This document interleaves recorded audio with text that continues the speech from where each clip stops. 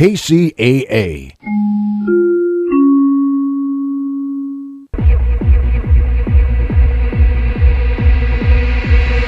you believe in a God that satisfies? Do you believe in a God that opens eyes? Do you believe in a God that tells you lies? Or do you believe in me?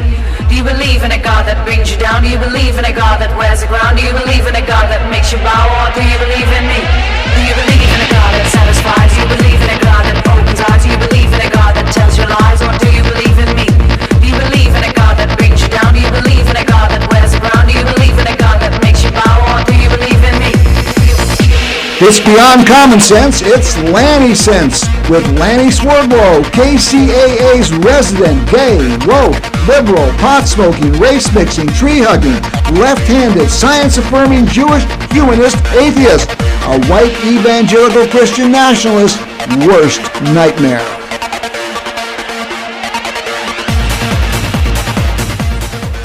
Hey, welcome to Lanny Sense. Thank you so much for joining us tonight. I am hearing echoes. Why am I hearing echoes? Well, I'll have to put. Is every sound okay, Paul? Can you hear us okay? I'm hearing echoes too, but it's okay. I don't know why we're hearing echoes. I hope the audience isn't hearing echoes. And well, no, I'm not hearing echoes. Oh, it's all been correct. It's all been. Hey, as it welcome to Lanny Sense. We've got a great show tonight. You know this. The show was, one of its foundations, of course, is cannabis. And I've worked for so many years on cannabis legalization. But, there's some new things coming up we want to talk about on the benefits of cannabis use.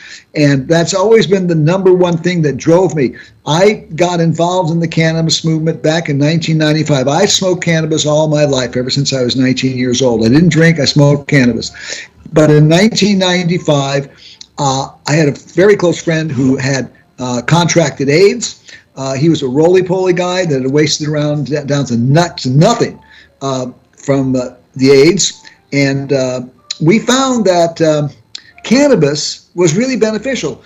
One of the major problems with AIDS was AIDS wasting syndrome. You stopped eating, you lost your appetite. Well, he would use cannabis and it would restore his appetite, and he'd eat and he'd stay alive. And back in those days in 1995, people were taking a cocktail of medicines, 25 different medications. A lot of them had some really negative side effects, and cannabis helped mitigate those side effects. So he stayed compliant with his medication. And also in 1995, AIDS was considered a terminal disease. You got AIDS, you died. So it was very, very depressing, and the cannabis helped make him feel better.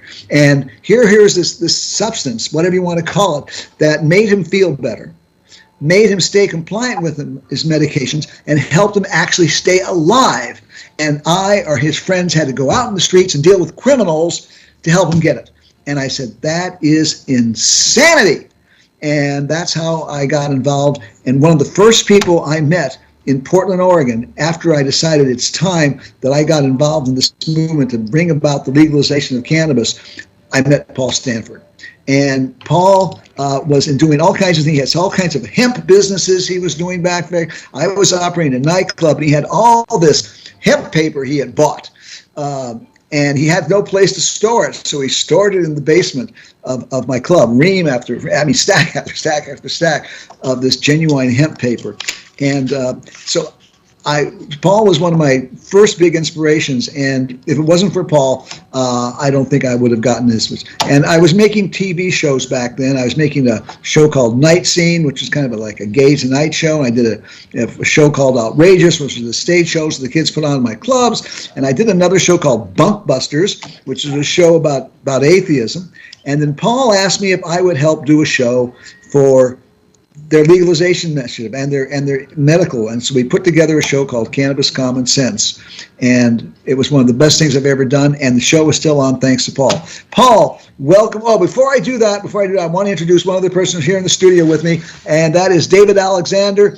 David has an amazing story to tell us, and he's going to tell us later on in the show this rather amazing story about how cannabis just totally changed his life. So, but right now, we're going to talking with Paul Stanford, who, as you can tell from my introduction to Paul Stanford, totally changed my life and made me into the activist that I am now. Paul, welcome to the show. Paul is the founder of the THCF Medical Clinics, which is what was a major chain of medical clinics throughout the country for a while there. Kind of a sad story, and I don't think we're going to go into it. But Paul founded this, and how many patients, Paul, have you given recommendations to for using cannabis?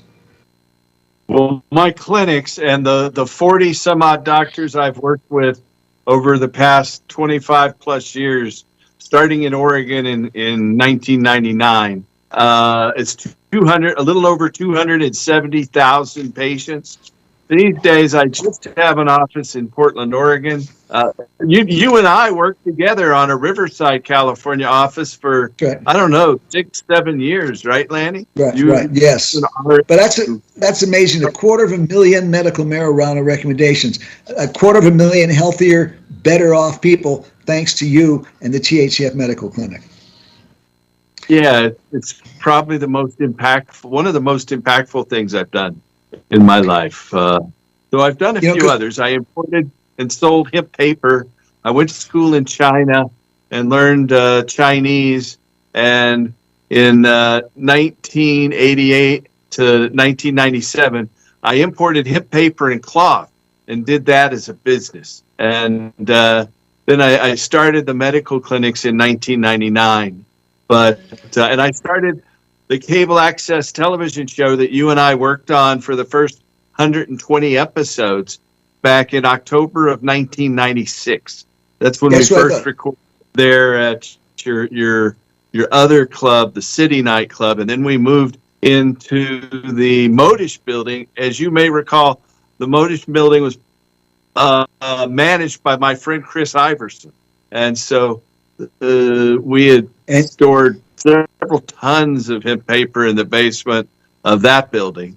That's what I'm referring to. That was my basement you stored it in. It wasn't Chris's. That was I paid rent on that basement. Wow. So I was storing your hemp paper. I'm sorry. But thank you. I still have some of that hemp paper in my office right now. And I give it away. I give it away 100 plus times. Well, I give it away to more than 100 people a year for sure. Well, it's got historical significance. It was it was imported from China, wasn't it? Yeah, it was, and we got backing from the Sierra Club and Earth Island Institute, lots of different environmental groups. The Clayoquot Sound movement up in British Columbia, just all sorts of environmental groups used our paper. Well, it's a good thing you imported back when you did, because now Trump would want to put a 60% tax on it, and it would make it even more expensive than it already is. I cannot believe anyone would have ever voted for Trump, but I guess a lot of their fellow citizens did. It's funny. I was. Listen to this. I want you to listen to this. You can't believe they voted for this. Listen to this. This was in an article about the Gallup poll discovering that more people smoke marijuana now than smoke tobacco. The article, it put down here, where was it? Oh, it is. While self-reported marijuana smoking has been on the rise in Gallup data since 2013, tobacco cigarette use has fallen relatively steadily in recent decades. It was an 80-year low. Wait, that's not what I was looking for. What am I looking for? Here it is. As for youth, marijuana use, however, a study published last month found what is called a significant decrease in youth marijuana use from 2011 to 2021, a period in which more than a dozen states legalized marijuana use, detailing lower rates of both lifetime and past use by high school students nationwide. So even though it's been legalized and more adults than ever are using cannabis, even more adults using cannabis than use tobacco, youth use has actually decreased. And the only reason I can think of that is because I think it would have increased, but it decreased. And the only reason I can think of this is because the kids now see their parents smoking marijuana, and it's no longer cool. So they're not going to do it anymore because their parents are not doing it. But I think this might explain. High school kids aren't selling it. It used to be when I was in high school, other high school students, including me, were selling it to fellow students. So that doesn't happen anymore. During alcohol prohibition, high school students were selling alcohol and whole Yeah, classes would get drunk, so yeah. it's just a byproduct of prohibition, not the drug itself. But what's interesting, I think, is that marijuana consumption in young adults, 18 to 25, has remained relatively low, and I can't think, maybe that accounts for why so many of them voted for Trump. It would be interesting to see if they did a survey on cannabis smokers and see if cannabis smokers voted for Trump or if cannabis smokers voted for Harris. It'd be that I haven't read one poll about that, not one poll. Real reason, not to digress too far, but since we're talking about it, I think that it's the whole right-wing fake media. They talk about fake news, and they're the ones spouting the fake news. They talk about cheating at the polls, and they're the ones who are cheating at the polls. They talk about all these things that they do, like somehow these evil socialists will tear up America, or they're communists, or while they're working with Russia. Yeah. Well, let's talk about the. Okay. Yeah. Okay. Go ahead, Paul. I'm sorry. They're fed all this misinformation. So there needs to be a factual, progressive, equal, co-equal voice out there, with equal access to the media. That's Lanny. That's Lanny Sense. That's the show. That's so what we're please, doing. if you're listening, I'm still doing my Cannabis Common Sense cable TV show too. That's right. And you're on cable Cannabis Common Sense, which is the name I gave the show, is still on there, and you can get it. Just go to Google or it's DuckDuckGo. Don't go to Google. Go to DuckDuckGo and type in Cannabis Common Sense, and it'll bring up where you can see the show on television. We stream it on YouTube and Facebook. Yeah, there you go. Cannabis Common Sense. Well, listen, we want to tell the truth about cannabis, and that's what this show is all about. The benefits of cannabis are enormous. Like I said at the beginning of the show, that's why I got involved in this, because the benefits I just saw are unbelievable. And it's so few down effects. What they say, the major down effect of cannabis is it gets you high. No, that's a benefit. It's wonderful. It gives you the most wonderful high one could possibly imagine. And it does it way better than alcohol, with a lot less damages to your body and this kind. In fact, it turns out that's by. And Paul and I are going to talk for the next half hour or so about different, maybe not quite that long. We won't get you maybe 20 minutes on the medical uses and the health benefits of cannabis. But what brought me to the show was this study that just recently was released. Researchers have determined that participants with a history of cannabis use experienced, and here's it, quote, significantly less cognitive decline, unquote, over their lifetime than non-users. Now read that again. So cannabis doesn't cause cognitive decline, is what they've been telling you. Oh, you smoke cannabis and you're going to lose your memory. No, actually, cannabis makes it less likely that you're going to use your memories and your memories. And here's the point: in this study of 5,162 Danish men, the mean cognitive decline was found to be 6.2 IQ points over an average of 44 years. Now, the mean of all Danish men, these 5,000 men, notably cannabis users, exhibited statistically significant less cognitive decline compared to non-users. And the association remained significant when controlling for potential confounders. In the fully adjustable, and here's it is, in the fully adjusted model, cannabis use was associated with a 1.3 IQ points loss.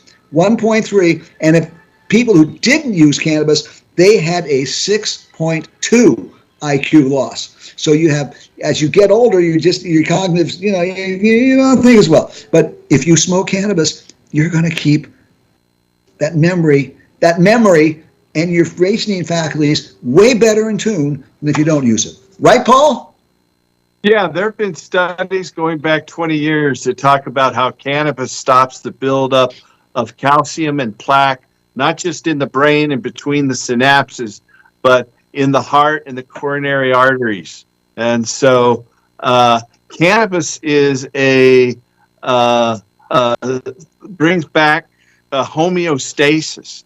So it equalizes your body systems. You know, people have co-evolved with cannabis for at least 25, maybe 35,000 years or more. And so there is archaeological evidence that cannabis was being cultivated in Central Europe going back over 25,000 years, and about on the banks of the Mediterranean going back about 15,000 years. Not to interrupt, but I might want to mention that cannabis might very well be the very first plant that was ever domesticated by humans. First plant. That's how important it is. Go ahead, Paul. I was just saying that we've co-evolved with cannabis. You know, you can look at other domesticated species that humans have domesticated, like dogs. Dogs are maybe 7 to 10,000 years ago. Cannabis is 25 to 35,000 years ago. So, and just dogs all came from the wolf, Canis lupus, and all dogs in their Latin term are Canis lupus domesticatus. Anyway, that is, we have in domesticated dogs, we have Chihuahuas, we have Irish Wolfhounds, Chows, just a whole different array of dogs through breeding. So my theory is that cannabis has, you know, changed us, and we've changed cannabis through thousands of years of selective breeding. So now it turns out human protein needs perfectly match cannabis, and it affects so many different of your body systems to affect homeostasis and to protect the body. And in fact, it stops almost unbelievably osteoporosis, or the breakdown of bones associated with old age. It stops lung cancer. You know, that was one thing when there was this doctor, Donald Tashkin at UCLA there in Southern California back in the 60s, 70s, and 80s, was doing studies for the Drug Enforcement Administration to show how bad cannabis was. And his studies came back and showed that if you smoked cannabis, you were less likely to get lung cancer than someone who never smoked cannabis at all. And if you smoked cannabis and tobacco, you were less likely to get lung cancer than if you just smoked tobacco alone. Now, can I just for 1 second? I did an interview with Dr. Tashkin on cannabis and lung cancer and all that kind of all the studies. And if you want to see the interview, it's on YouTube, and just type in the search bar Dr. Tashkin, Tashkin, marijuana, and my 2 interviews with him would come up. They've been seen by over 250,000 people. Go ahead, Paul. Just want to throw that out. What year was that? What was that? What year did you do that interview? Oh my gosh, that would have been back in 2000. 10 years ago, 12 years ago, 15 years. It's been quite a while. I don't remember. It was a long time ago. Okay, not that long. I mean, come on. But it does so many different things. Now, smoking in and of itself, long-term inhaling really hot smoke can cause change in your lungs, but it could lead to emphysema over a long term. And I guess carbon monoxide over a period of 30, 40 years can lead to hardening of the arteries. But cannabis is shown to stop the buildup of plaque in the coronary and other arteries. And that's another one of the major causes of aging. There's just so many benefits to it. Its anti-cancer activity isn't limited to just lung cancer, but to many, many different forms of cancer.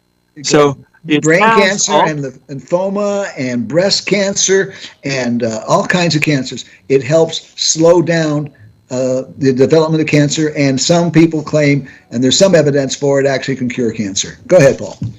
Yeah, some people, it's shown to get rid of cancer tumors altogether, just by itself. But that's not true for everyone, but it does help with many, many different folks. Paul, there is no medicine around that works for everybody. all medicine works for a certain percentage, and if it works, if it's a high enough percentage, the government says it's legal and they can prescribe it. Well, if most medicines had the beneficial ratio that cannabis has, they would be everything. They would be have no trouble being legalized. Most medicines are not beneficial for as high a percentage as cannabis is. It's amazing. Well, the reason it was criminalized was partially for the pharmaceutical industry, and they're still fighting it today, as does the alcohol industry. They're both putting money in stopping the rescheduling of marijuana and fighting marijuana legalization state by state.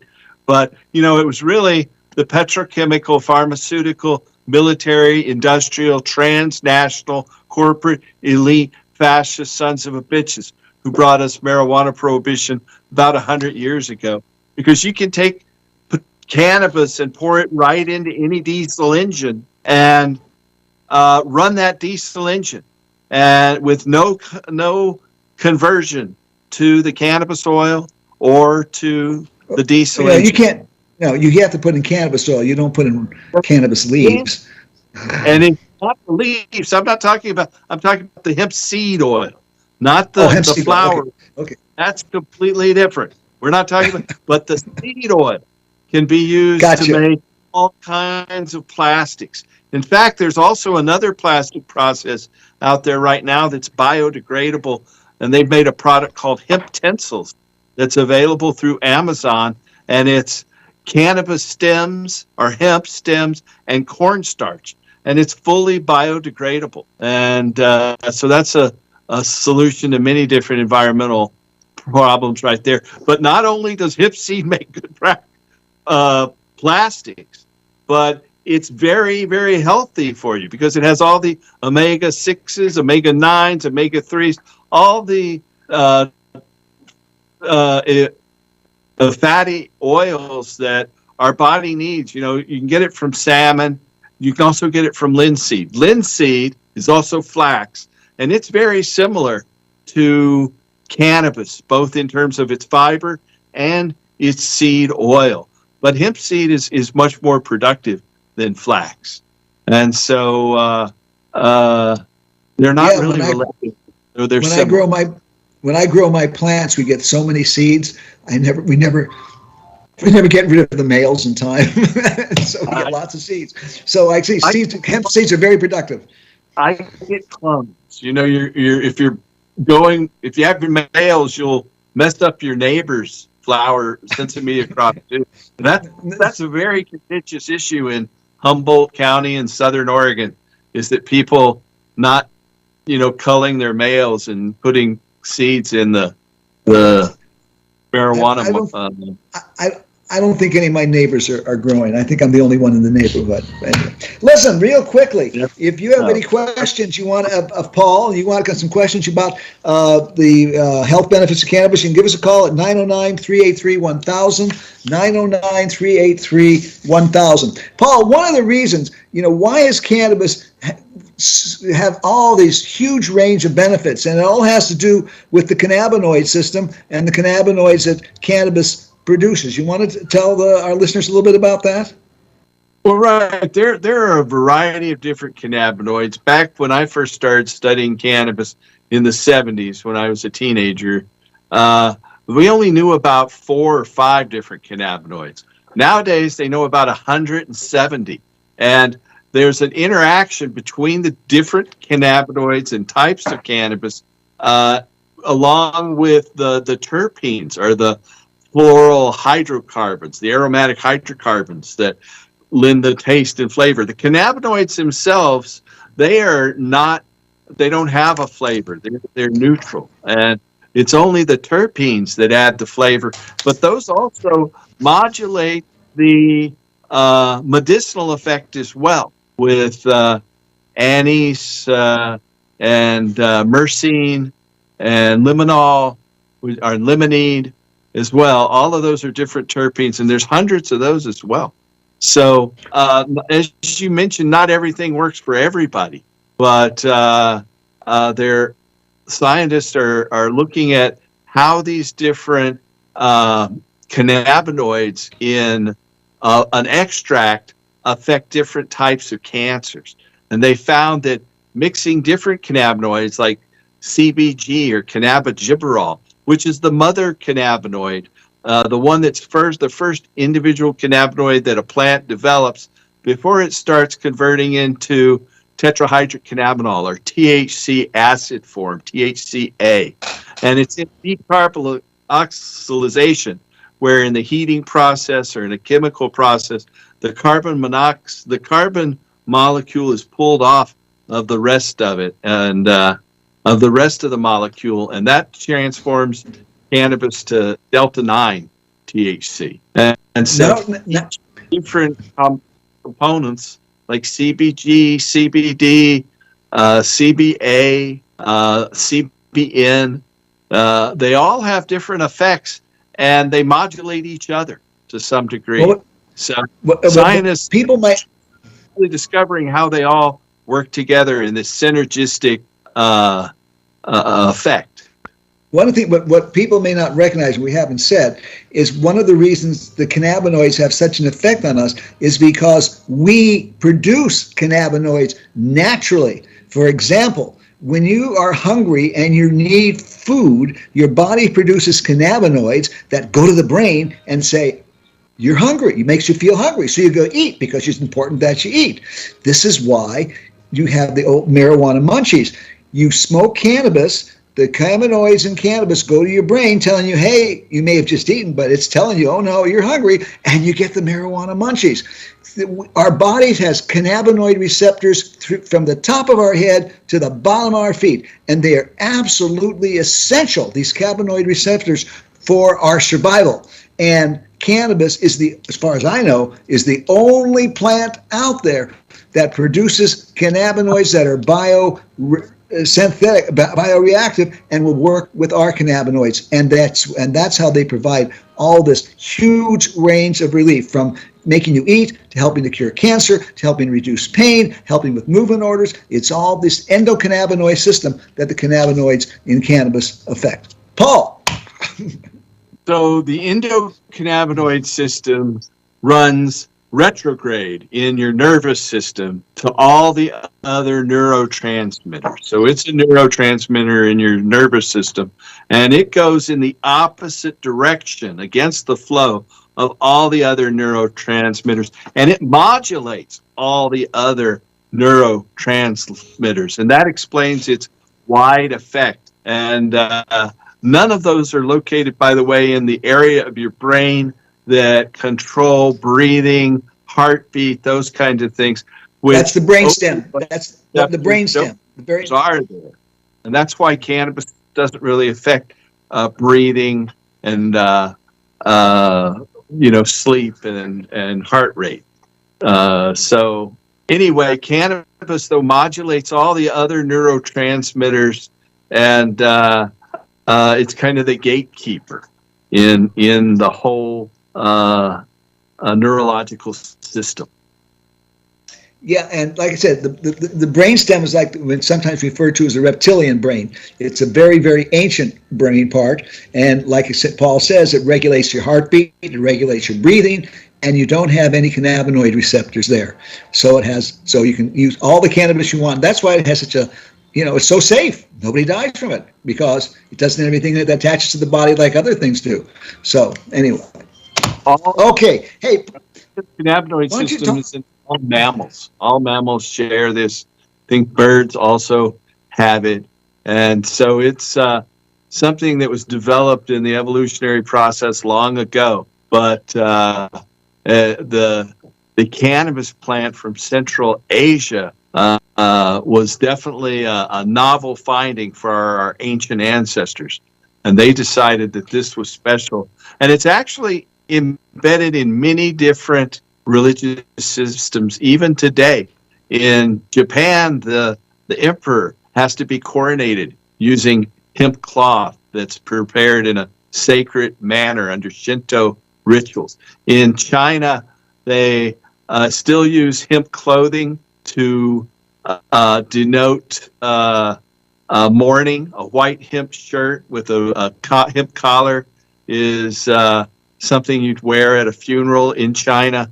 And It goes back to ancient times when there were specific rules, laws, and punishments if you did not wear hemp clothes and carry hemp stalk in mourning the patriarch of your clan. Of course, cannabis is integral as well in Hindu religion. It's mentioned among the oldest texts there in the Vedas, and Shiva and Ganesh each have their own unique ties and are associated with cannabis use. And if you go to the Bible itself, cannabis is mentioned many times in the Bible. It used to be mistranslated to calamus, but now they know that cannabis is part of the anointing oil used in ancient Judaic rituals. They found a Jewish temple from 800 AD, about 1,200 years ago, that it was a little hot box area, and they were burning hashish there, and hashish was noted in the oldest written history in Western civilization. Herodotus talks about the Scythians in what would be present-day Ukraine, and how they would build tents and throw cannabis flowers on hot rocks to inhale it in their religious ceremonies. So that goes back to the oldest written history in Western tradition. I find it interesting you talked about the Jewish temple, because I, of course, was Jewish, and I went through, and I don't remember ever them ever talking about the Jews using hash. If they had, and if they probably had kept on using it, I wouldn't have dropped out of temple and went.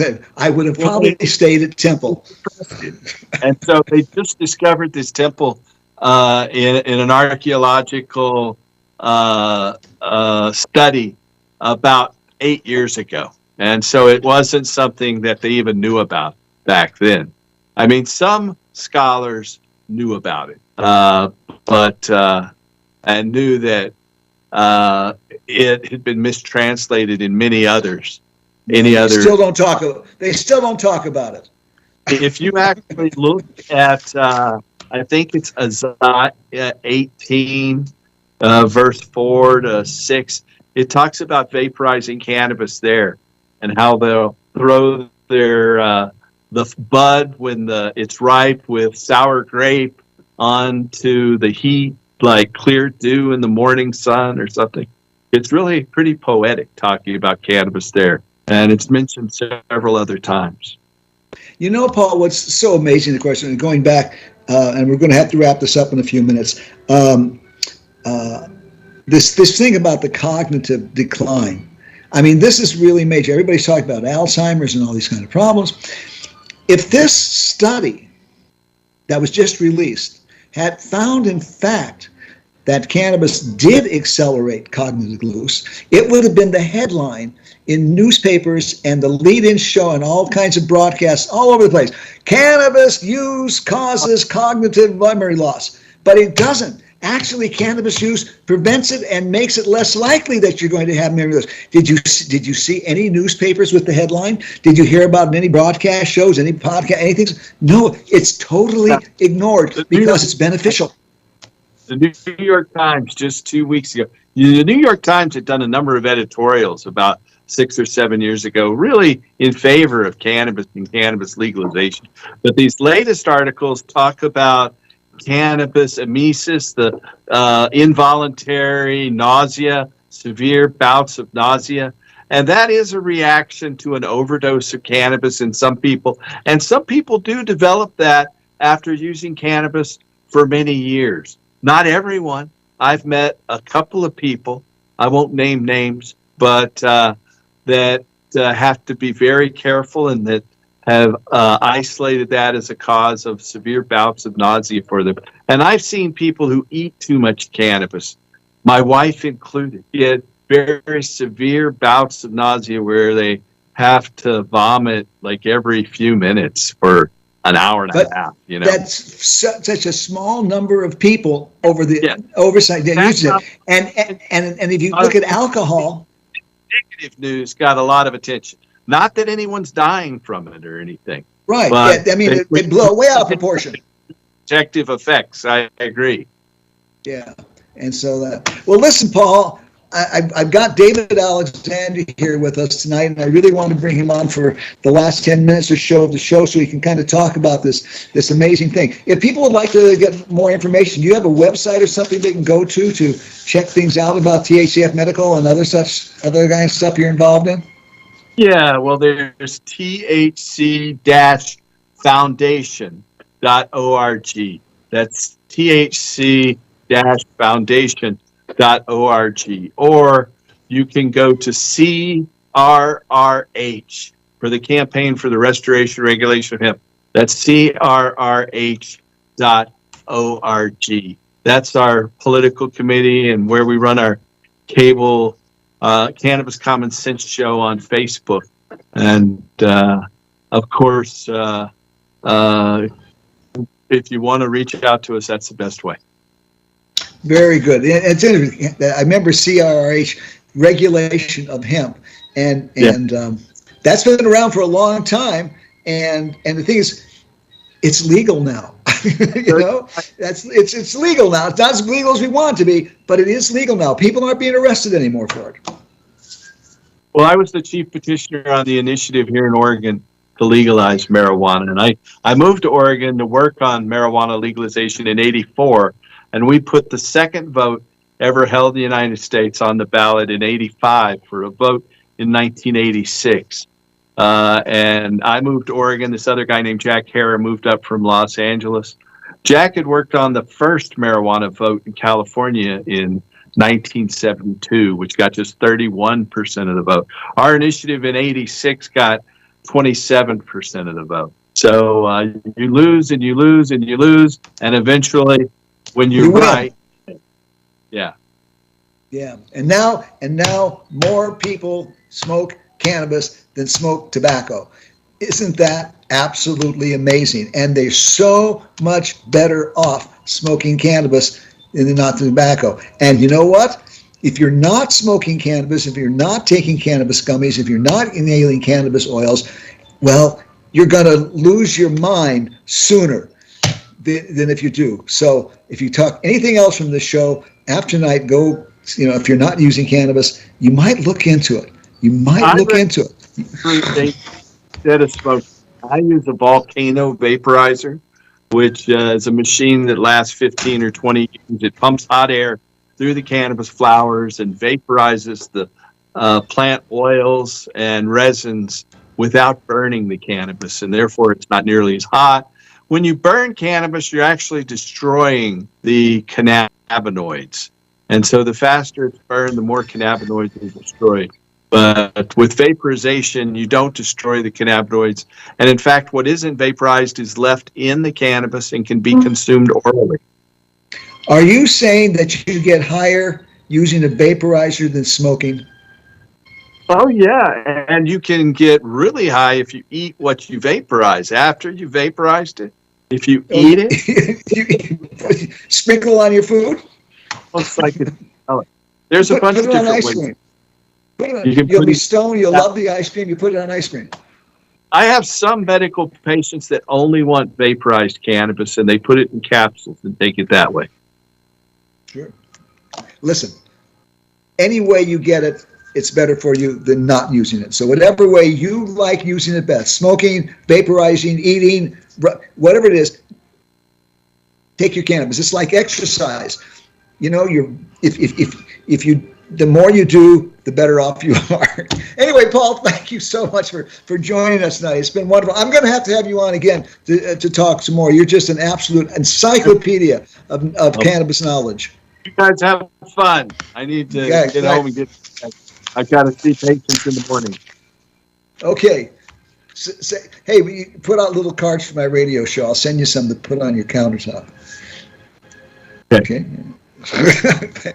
Okay, folks. Hey, listen, that was, like I said, Paul was completely changed my direction in life because I wanted to get involved in getting cannabis legal because of what I had been through with my friend and AIDS, and Paul sent me on this course, and it was And it's been amazing to see what's happened. Like I always say to people is that if somebody came up and told me 5 years ago, or no, this is 2006, 10 years ago, they came up and said to me, cannabis is going to be legal. You'll be able to buy it in stores, on the streets, and all that kind of stuff. I would have wondered what they've been drinking. But you know what? It is. It's really amazing. Now, here with me tonight is, move a little closer to me, David.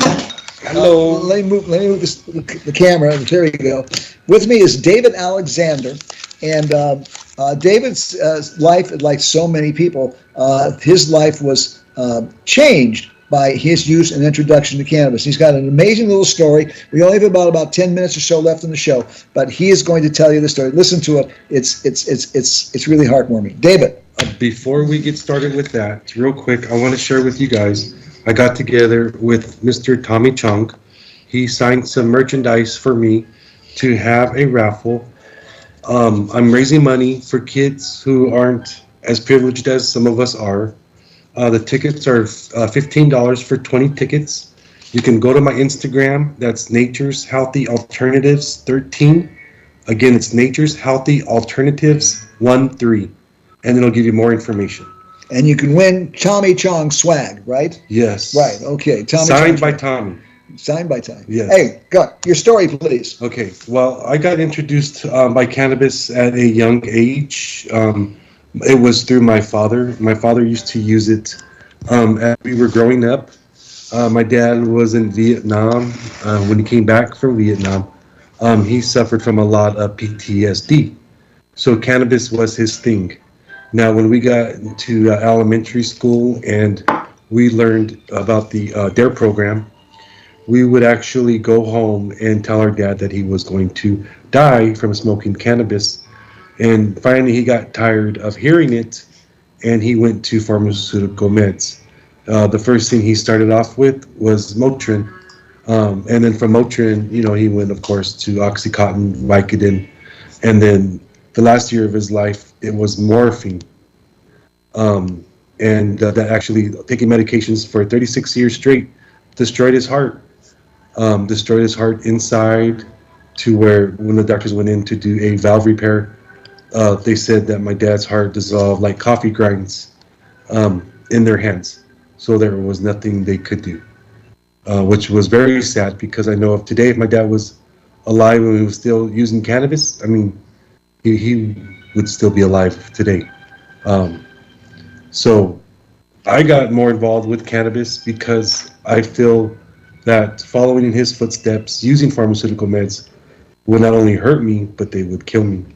I'm handicapped, 100% handicapped. I suffer from spinal stenosis. My last 3 discs are bone to bone. And the first thing the doctors wanted to do is give me pills. And I told them no. I didn't want pills. I wanted just a recommendation to tell me that I could use cannabis. And this was back in 2009. The office that I went into back in 2009 was this gentleman right here, Lanny.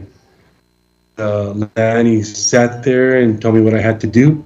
And not only that, it was the THCF Medical Clinic. That was the Paul's Clinic. Yes, in Riverside. In Riverside in 2009. So Lanny here would hold courses once a week to educate people on medical cannabis. And I would go in there once a week to learn about what he was saying about cannabis and the benefits of using it.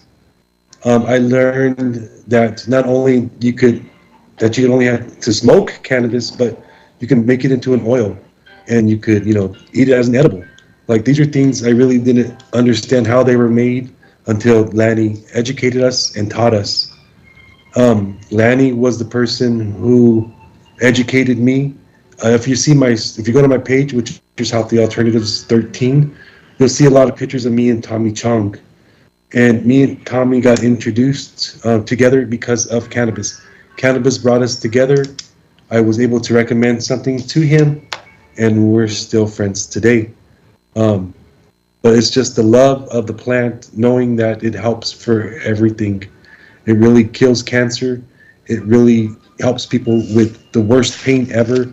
instead of having to be on pharmaceutical pills. Isn't that what Tommy used it for? Was cancer? Yes, yes. You want to tell? Can you tell him about that? Yes, I can. What happened was I had a dream. My dad shared a dream with me.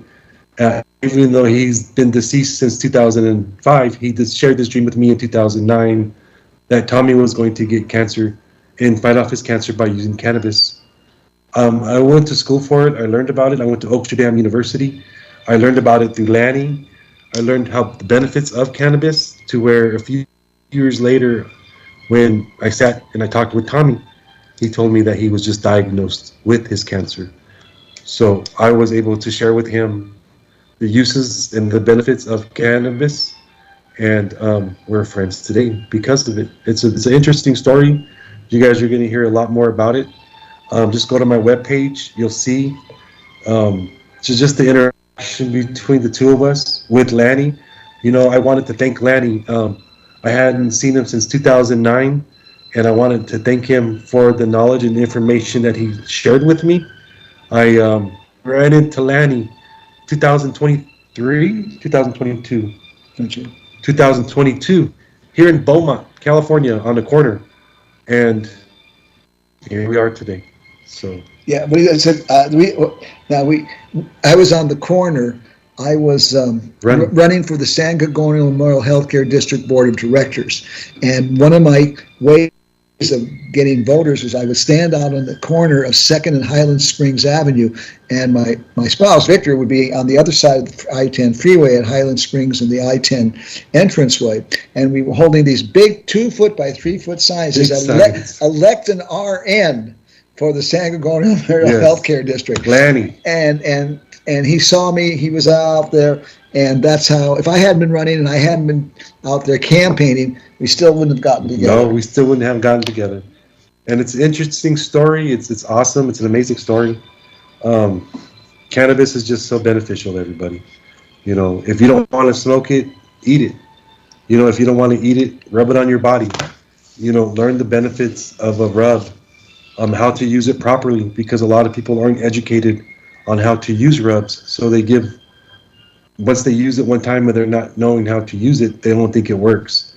But you remember, always open up those pores anytime you put a rub on your body. Yeah, yeah, and I think there's so, you know, and people, you know, I think I said I was reading the article with you how many people were using cannabis now. It's like 14 to 16% of the population. Awesome. It's going up 17, 18% maybe what it is now. And I mean, when I say I'm use it once a year. I'm talking people who use it regularly, you know, several times a week. It's gotten up to that point. And and so, but there's so people, so more and more people are saying, well, maybe I should start using it.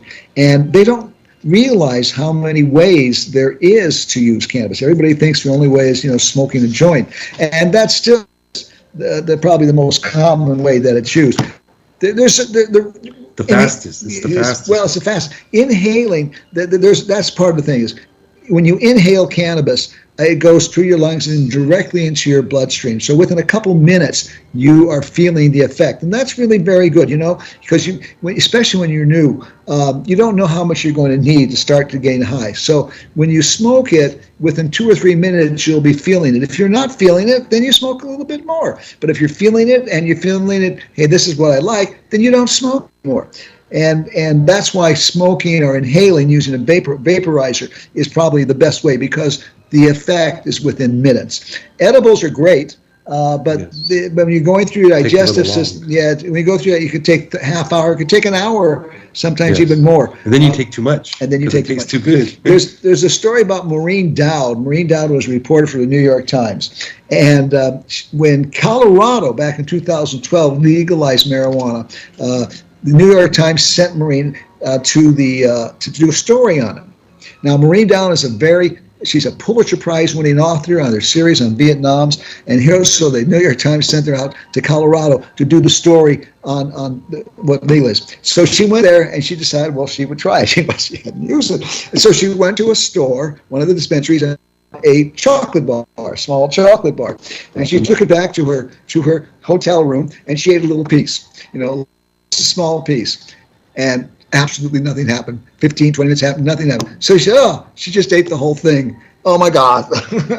Yeah. She had the story that she wrote about the worst night in her entire life, doubled up in the bed and this kind of stuff, and just feeling awful, awful, awful, awful, awful, awful. So everybody read, she wrote the story about it, and it got published in the New York Times. And she said, the most amazing thing about that story is that here I am. I'm a Pulitzer Prize winning author. I've written these series on Vietnam and all these important issues. And whenever I talk to anybody, all they want to know about is my story about cannabis in Colorado.